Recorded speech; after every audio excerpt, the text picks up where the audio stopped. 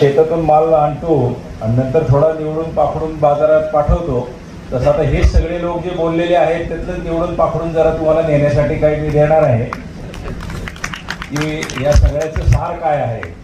सगळ्यात पहिले तर अभिनंदन की इतकं उत्तम प्रदर्शन आपण भरवलंय, तात्यांचं विशेष अभिनंदन. म्हणजे त्याचं नाव नुसतं ग्लोबल नाही आहे, त्याचा दर्जा पण ग्लोबल आहे.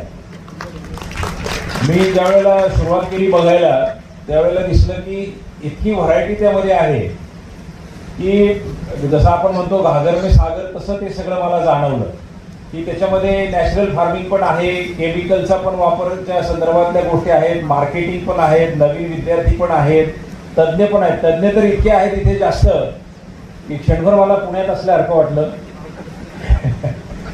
PhD तुम्ही एवढ्या लोकांना मगाशी सत्कार झाला की मला आठवलं की हार्वर्ड युनिव्हर्सिटीमध्ये USA एक सायकल स्टँड आहे.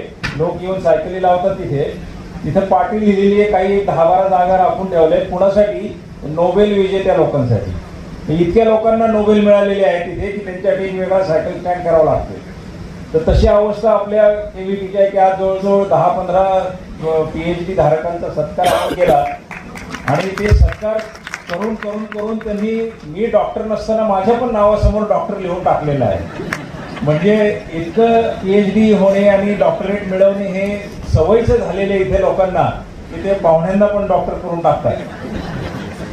आपला मुख्य प्रश्न काय आहे शेती खात्याचा. आता मला 1 वर्ष बरोबर पूर्ण झालं.